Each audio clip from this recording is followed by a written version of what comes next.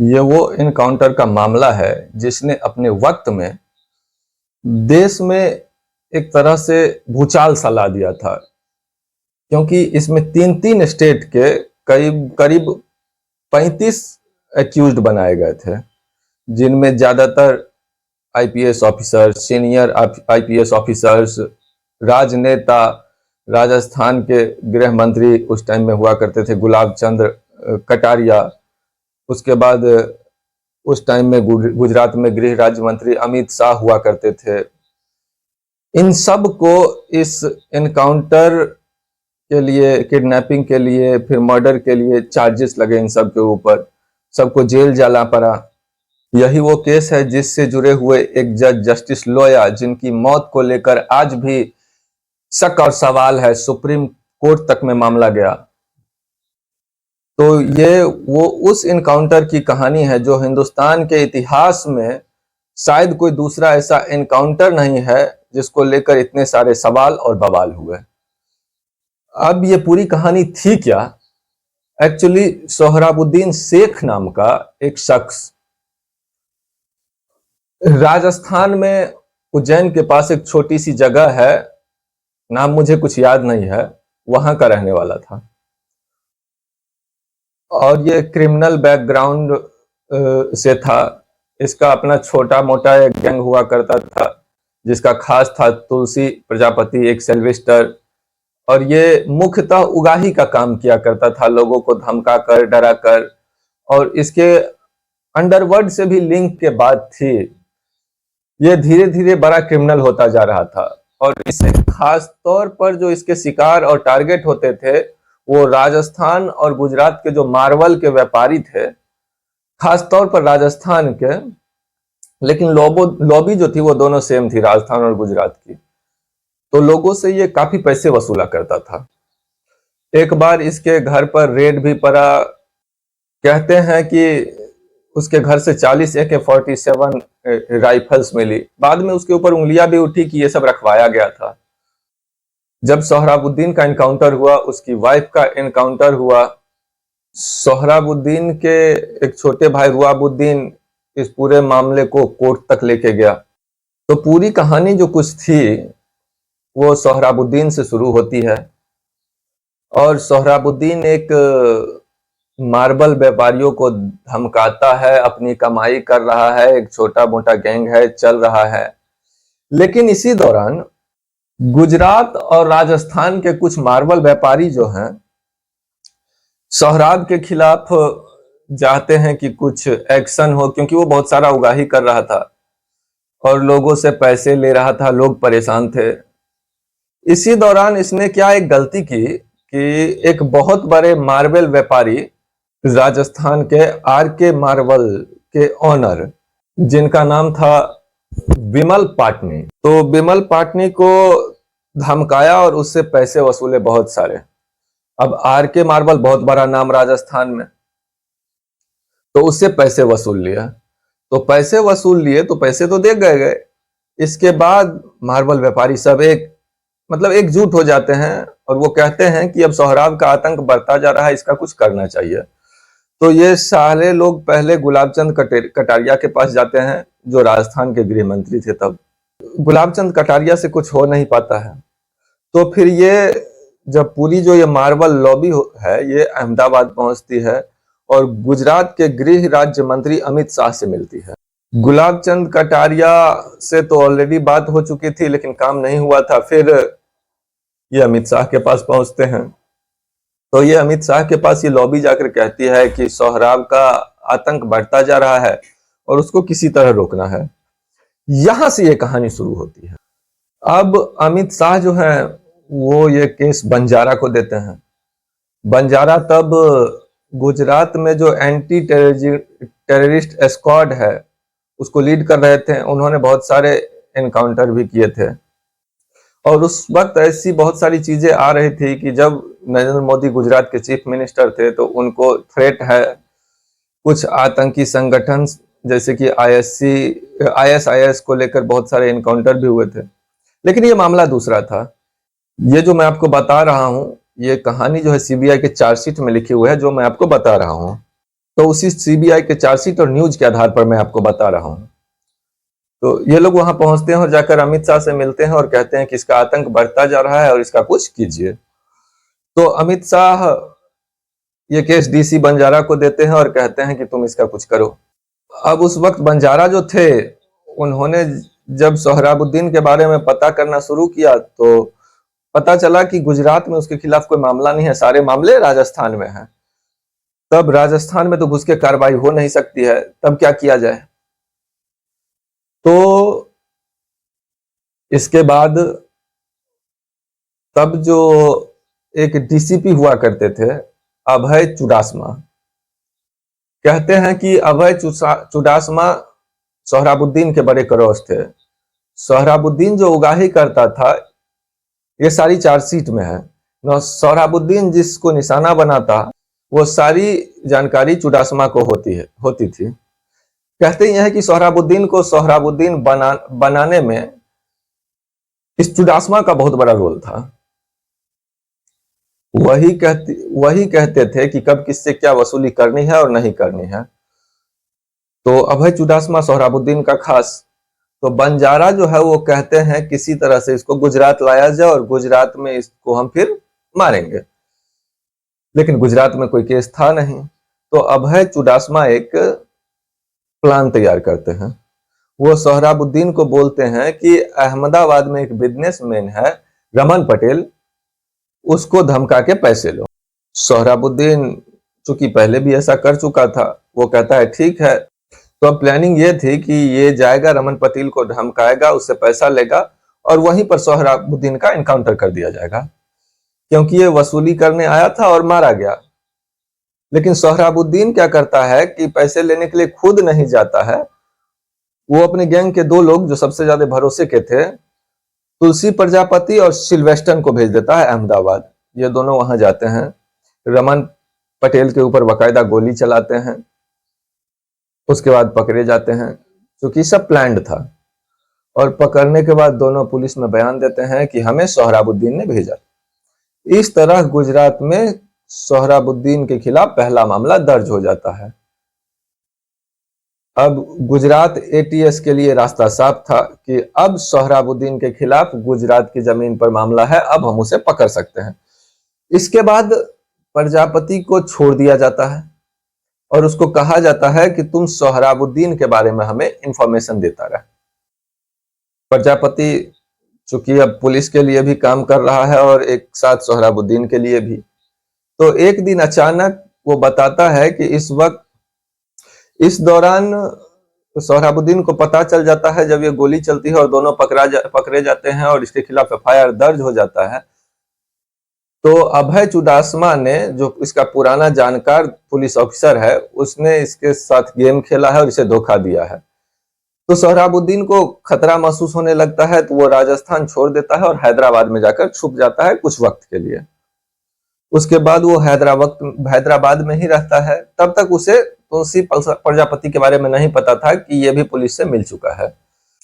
तभी तुलसी प्रजापति पुलिस को बताता है कि वो हैदराबाद गया है और वो अभी वहीं हैदराबाद में है, और वो हैदराबाद से महाराष्ट्र के सांगली जाना है सोहराबुद्दीन को। तो पुलिस प्रजापति को ही भेजती है वहीं, सोहराबुद्दीन को कुछ पता नहीं। 23 नवंबर 2005 सोहराबुद्दीन अपनी बीवी कौसरबी के साथ हैदराबाद से बस में बैठता है और महाराष्ट्र के सांगली के लिए रवाना होता है। 22 नवंबर की रात को सांगली के लिए रवाना होता है। 23 नवंबर को जब ये रास्ते में थे, दोनों सांगली जा रहे थे, तभी डीसी बंजारा की टीम ने, क्योंकि उसे पता था बस नंबर और ये सब, क्योंकि तुलसी प्रजापति ने बता रखा था, गुजरात की सीमा में बस को रुकवाया रात के अंधेरे में। उसके बाद सोहराबुद्दीन को पहचाना गया और सोहराबुद्दीन को कहा गया अपने साथ चलने के लिए। बस में और भी लोग थे। सोहराबुद्दीन को जब ले जाने लगे तो कौसर भी, जो उसकी बीवी थी, उसने विरोध किया। उनका पहले इरादा यह था कि सिर्फ सोहराबुद्दीन को ले जाना है, लेकिन कौसरबी ने जब जिद किया और वो शोर मचाने लगी, तो उसकी मजबूरी ये थी कि वो कौसरबी को भी अपने साथ ले लिए, और तुलसी प्रजापति तो उसके साथ था ही। तो इन तीनों को गाड़ी में बिठाकर 23 नवंबर 2005 को अहमदाबाद के नजदीक एक दिशा फार्म हाउस है, और ये जो एरिया था वो बंजारा का पैतृक गांव है, तो वहां ले जाते हैं इन तीनों को पकड़कर। उसके बाद फार्म हाउस में रखा जाता है 24 तारीख को, 25 तारीख को। 26 नवंबर 2005 सुबह सुबह दिनेश एमएन जो उदयपुर के डीसीपी, उनको बुलाया जाता है और पूरा एक इनकाउंटर की प्लानिंग तैयार होती है। राजस्थान की टीम, गुजरात की टीम, ये दोनों टीम 26 नवंबर की सुबह सुबह सोहराबुद्दीन को उस फार्म हाउस से बाहर निकलती है। फार्म हाउस में सिर्फ तुलसी प्रजापति और कौसर भी दोनों अलग अलग कमरे में थी। वो सोहराबुद्दीन को लेकर अहमदाबाद का एक बाहरी इलाका है, टोल नाका है, उस जगह पर ले जाते हैं, सुनसान जगह है। और उसके बाद बंजारा अपनी टीम के कांस्टेबल को कहते हैं कि वो पुलिस हेडक्वार्टर जाए और एक मोटरसाइकिल उठा के लाए। वो मोटरसाइकिल उठा कर लाता है। जब वो मोटरसाइकिल उठा कर लाता है, वहां पहुंच जाता है, तो उस मोटरसाइकिल पर एक राजस्थान के कांस्टेबल को कहा जाता है कि तू इस मोटरसाइकिल पर बैठ और चलते हुए मोटरसाइकिल से तू छलांग लगा देना थोड़ी दूरी पर। वो वही करता है, वो मोटरसाइकिल पर बैठता है, मोटरसाइकिल चलती है और वो चलती मोटरसाइकिल से छलांग मार देता है। मोटरसाइकिल अलग गिरती है और वो अलग गिरता है, उसका कोहनी और पैर ये सब छिल जाता है। इसके बाद अब गाड़ी में से सोहराबुद्दीन को बिठा के जिसमें लाया गया था, दरवाजा खुलता है, गाड़ी चल रही है, चलती गाड़ी से सोहराबुद्दीन को धक्का देकर सड़क से गिरा दिया जाता है। सेम चोट वैसे ही उसको भी लगती है जैसी बाइक से गिरने पर पुलिस वालों को लगी थी, उसके भी हाथ पैर छिल गए। उसे चलती गाड़ी से गिराने के बाद बाकी टीम वहां मौजूद थी, सारी चीज पहले से चिन्हित थी, कहाँ गिरानी है, कहाँ क्या करना है। उसके बाद पुलिस की टीम उसे 8 गोली सोहराबुद्दीन को मारती है। उसके बाद सोहराबुद्दीन की वहीं पर मौत हो जाती है। फिर सुबह बताया जाता है कि एक बड़ा हादसा टल गया, एक बड़ा गैंगस्टर मारा गया, कई लोगों की सुपारी ली थी, ये सब सारी चीजें मीडिया में आती है। ये 26 नवंबर 2005 की बात। अब इस बीच में क्या होता है कि सोहराबुद्दीन को मार दिया गया। जब कौसर भी घर में बंद है, जो बंजारा साहब का पैतृक गांव है, उस फार्म हाउस में बंद है, तो वो शोर शराबा हंगामा ये सब करती है। लेकिन अब छोड़ देंगे तो फंस जाएंगे, क्योंकि ये दिखा रहे हैं कि इनकाउंटर हुआ है और ये जा रहा था और हम लोगों ने मारा। जबकि असली कहानी ये था कि 3 दिन पहले उसको बस से निकाला गया था और सारी सबूत, सारी गवाही कौसर भी दे सकती है और पुलिस का पूरा भेद खुल जाएगा। तो मजबूरी ये थी कि कौसर भी को आजाद करने का मतलब है कि अपने पैर पर कुल्हाड़ी मारना। इसलिए आखिर चार्जशीट के हिसाब से कौसर बी को उसी आईपीएस बंजारा साहब के गांव में फार्म हाउस से थोड़ा दूर ले जाकर और जला दिया गया और वहीं पर फेंक दिया गया। तो कौसर बी का भी कत्ल कर दिया गया। तुलसी प्रजापति को छोड़ दिया गया। तुलसी प्रजापति को यह कहकर छोड़ा गया कि तू इस काउंटर का गवाह है। उसको भी अपनी जान की फिक्र थी, उसे भी मालूम था कि वो मारा जाएगा, तो उसको भी छोड़ दिया गया गवाही के तौर पर, गवाह बनाकर। अब ये बात हो गई, लेकिन कौसर बी की तलाश जारी थी। उसके भाई और उसके घर वाले सब ढूंढ रहे हैं। कौसर बी का कुछ पता नहीं, सोहराबुद्दीन का इनकाउंटर हो गया, तुलसी प्रजापति कुछ मुंह नहीं खोल रहा है। धीरे धीरे इसके बाद वक्त बीतता है, ठीक 1 महीना गुजरता है। ये तब तक मामला जो ये इनकाउंटर को लेकर सवाल बहुत उठ रहे थे। कुछ बस के पैसेंजर थे, वो भी सामने आ रहे थे। अब पूरे बंजारा और राजस्थान पुलिस के साख पर पट्टा लग रहा था। तो फिर क्या हुआ कि इस मामले को गुजरात पुलिस, जो अहमदाबाद पुलिस से लेकर क्राइम ब्रांच को दे दिया गया कि आप इसकी इन्वेस्टिगेट करो। तो वहां एक गीता जौहरी ऑफिसर हुआ करती थी, बहुत ही बोल्ड। अब इधर ये हुआ कि धीरे धीरे जब राज खुल रहे थे, तो इन लोगों को डर लगा कि कहीं सारा सच सामने आ गया तो हम लोग फंस जाएंगे। तो बचा था केवल एक जिंदा गवाह इस पूरे फर्जी इनकाउंटर का, वो था तुलसी प्रजापति। क्योंकि सोहराबुद्दीन को मार दिया गया, कौसर बी को मार दिया गया, उसकी वाइफ को, वो कभी भी मुंह खोल सकता था। अब ये भी डर था कि कहीं क्राइम ब्रांच से लेकर और पूरी जगह मीडिया में मामला तूल पकड़ रहा है, तो ये केस सीबीआई को भी जा सकता है, और सीबीआई को चला गया तो और गड़बड़ हो जाएगा, क्योंकि सेंट्रल में दूसरी पार्टी की सरकार, गुजरात में बीजेपी और वहां कांग्रेस, तो कुछ भी हो सकता है। तो यह तय किया गया कि प्रजापति को भी रास्ते से हटा दिया जाए। उसके बाद बांस कांटा एक इलाका है जहां पर प्रजापति को बुलाया जाता है, और वहां पर जो बांस कांटा के अफसर इंचार्ज थे वो आईपीएस बंजारा थे। तो तुलसी प्रजापति को सोहराबुद्दीन के इनकाउंटर के ठीक एक महीने बाद 26 नवंबर 2005 को सोहराबुद्दीन का इनकाउंटर हुआ था, और 26 दिसंबर 2005 को तुलसी प्रजापति को भी गोली मार दी जाती है। उसके बाद एफआईआर में दिखाया जाता है कि वो 2 पुलिस वालों की आंखों में मिर्ची फेंक के भाग रहा था, तो जवाबी गोली चलाई तो उसमें वो मारा गया। उसके बाद इनकाउंटर के 3 अहम लोग इस इनकाउंटर के वो सारे मारे गए। अब इनके मारे जाने के बाद पुलिस को लगा कि सब कुछ कूल है, एकदम सब ठीक है, लेकिन तभी सोहराबुद्दीन से ज्यादा उसकी वाइफ कौसर बी को लेकर सवाल उठने शुरू हो गए कि कहां भाई सोहराबुद्दीन का पूरा फैमिली, वो सब कोर्ट मूव कर गए। कोर्ट मूव कर जब किए तो उसके बाद आखिरकार ये मामला सीबीआई को सौंपा गया। सुप्रीम कोर्ट ने कहा कि इस मामले की जांच सीबीआई करेगी, और अब इसके बीच में धीरे धीरे सारे नाम आ रहे थे। तो नाम आ रहे थे वो ये कि गुलाब चंद कटारिया और अमित शाह, इन लोगों ने मार्बल व्यापारियों के कहने पर ये एक तरह से काउंटर क्लीन कराया है।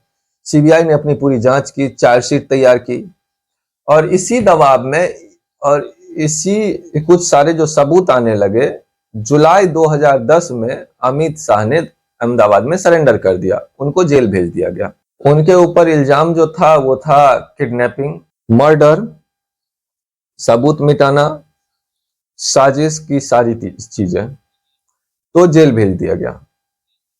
3 महीने बाद अक्टूबर में ही 2010 में ही हाई कोर्ट ने ही अमित शाह को जमानत दे दी, लेकिन इस शर्त के साथ कि आप गुजरात की सीमा में नहीं रहेंगे, आप गुजरात के बाहर रहेंगे। उसके बाद अमित शाह ने 2 साल तक गुजरात से निष्कासित जीवन बिताई, मुंबई और फिर दिल्ली। 2012 में जब गुजरात में दोबारा चुनाव हुआ तो उन्होंने कोर्ट से परमिशन ली और दोबारा गुजरात गए, फिर चुनाव लड़े, फिर जीते भी।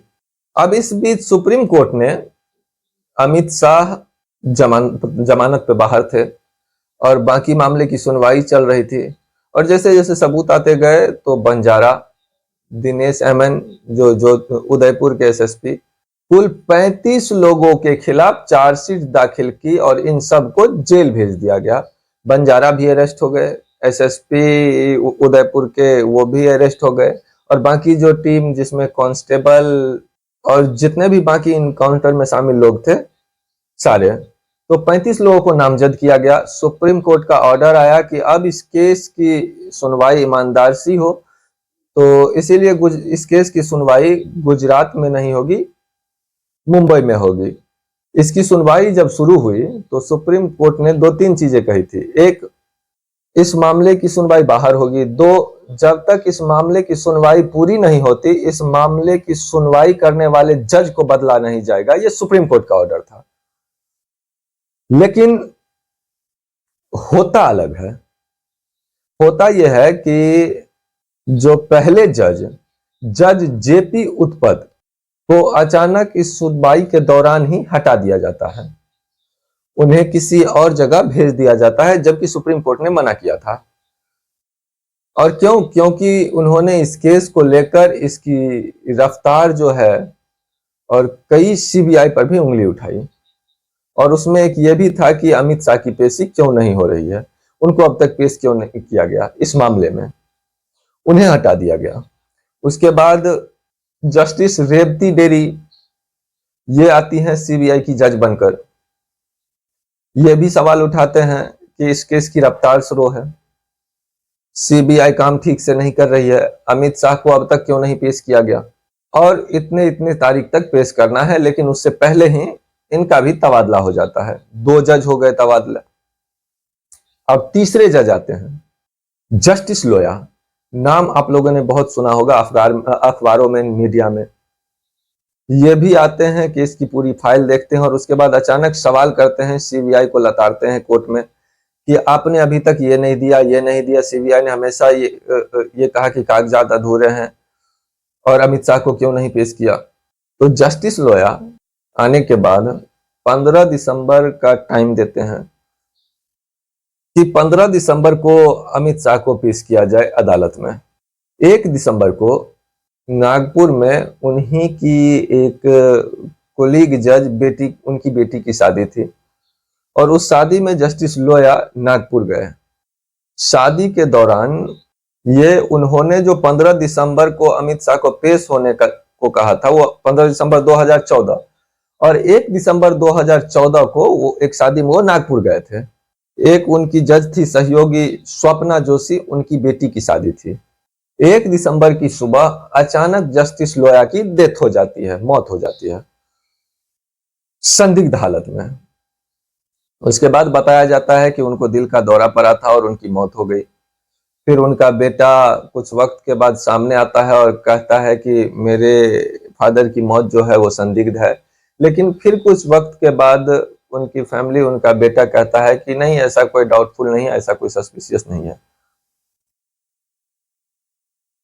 तो उनकी मौत को लेकर जो है ये मामला जो है, चूंकि सीधा सीधी सोहराबुद्दीन काउंटर और अमित शाह लोगों से जुड़ा हुआ था, तो मुद्दा गरमाने लगता है। कारवां की एक टीम जो एक जर्नलिज्म में है, वो जस्टिस लोया के घर जाते हैं और एक रिपोर्ट आती है उनकी, और उस रिपोर्ट में वो उस फैमिली से पूरी बात करने के बाद जो चीजें जो जस्टिस लोया की मौत को लेकर जो तमाम शक और सवाल उठ रहे थे, वो जो देते हैं, उसके मैं आपको कुछ पॉइंट बताता हूं उसी रिपोर्ट के हवाले से। द कारवा की इस रिपोर्ट में यह था कि जो डेथ सर्टिफिकेट पर टाइम है वो 1 दिसंबर 2014 सुबह 6:15, जबकि जस्टिस लोया के फैमिली वालों का कहना है कि सुबह 5 बजे ही उन लोगों को उनकी मौत की खबर मिल गई थी। 5 बजे किसी ने घर पर फोन करके बताया कि जस्टिस लोया की मौत हो चुकी है और डेथ सर्टिफिकेट पर टाइम है 6:15। तो ये सवा घंटे पहले घर वालों को कैसे पता चला? दूसरा, कहा गया कि उनकी मौत दिल का दौरा पड़ने से हुई थी, जबकि घर वालों का कहना था कि उनके कपड़ों पर खून के निशान मिले। तीसरा, जस्टिस लोया के फादर के मुताबिक उसके सर पर चोट के निशान थे। चौथा, जस्टिस लोया का मोबाइल फोन गायब था। वो मोबाइल फोन बाद में किसी ने लाके दिया, जिसमें से सारे डाटा डिलीट थे, कोई डेटा नहीं था उसमें। एक जो सबसे इंपॉर्टेंट चीज थी, जब ये ठहरे हुए थे रवि भवन में ठहरे हुए थे नागपुर में, जब इनकी रात में तबीयत बिगड़ी तो इनको वहां से अस्पताल जो है ऑटो रिक्शा से ले जाया गया, जबकि जज भी हैं। अब वहां पे सवाल है कि ऑटो उस टाइम 10 किलोमीटर दूर था और जहां पर ये ठहरे हुए थे, क्या वहां पर एक भी गाड़ी नहीं थी जिन पर बिठा के इनको ले जाया जा सकता था? यह भी एक सवाल था। इसके अलावा जो इसमें एक और चीज थी कि जब ये सारे सवाल उठ गए और जस्टिस लोया की डेथ हो गई, उसके ठीक 29 दिन के बाद इस केस में चौथे जज की एंट्री होती है। चौथे स्पेशल जज आते हैं। पहले एक जज जेटी उत्पद, फिर देन रेड्डी, फिर लोया की मौत हो गई। अब चौथे जज आते हैं और चौथे जज जब आते हैं तो इंटरेस्टिंग चीज एक देखिए कि पहली सुनवाई में ही जस्टिस लोया के मौत के बाद ठीक 29 दिन के बाद वो फैसला देते हैं कि इस केस में कोई ऐसे पुख्ता सबूत और कुछ नहीं है, इसीलिए अमित शाह को बरी किया जाता है। और जस्टिस लोया के मौत के 29 दिन के बाद अमित शाह बरी हो जाते हैं। बाकी लोगों पर केस चलता रहता है। फिर धीरे धीरे जो आईपीएस ऑफिसर थे सारे, ये जेल में थे। 2016 में बंजारा साहब 8 साल जेल में रहने के बाद जमानत पे बाहर आते हैं। अगस्त 2017 में स्पेशल कोर्ट सीबीआई की मुंबई में अपना फैसला सुनाती है सोहराबुद्दीन एनकाउंटर केस में। अमित शाह पहले ही बरी हो चुके थे 14 में। 17 में जो बंजारा थे उनको बरी कर दिया गया। जो दिनेश अमन थे एसएसपी उदयपुर के, उनको बरी कर दिया गया। जितने बड़े ऑफिसर थे आईपीएस, उसके बाद राजनेता और पुलिस में भी जितने बड़े टॉप के ऑफिसर थे, उन सबको इस केस में यह कहते हुए बरी किया गया कि सबूत नहीं है, सबूतों की कमी है और अच्छा, एक और इंटरेस्टिंग चीज है, जब 2014 में अमित शाह को बरी किया गया, सीबीआई हर ऐसे केस में जिसमें निचली अदालत उसकी जांच के खिलाफ फैसला देती है, वो हमेशा ऊपरी अदालत में अपील करती है। यह जितने भी लोग ये बरी हुए उनके खिलाफ सीबीआई ने आज 2024 है 9 सितंबर, आज तक अपील नहीं किया ऊपर। जबकि सीबीआई ने अपने चार्जशीट में सबको मर्डर से लेके और किडनैपिंग तक का अक्यूज बनाया था, लेकिन आज तक सीबीआई ने ऊपर कहीं भी अपील नहीं किया। ये अपने आप में शक और सवाल खड़ा करता है।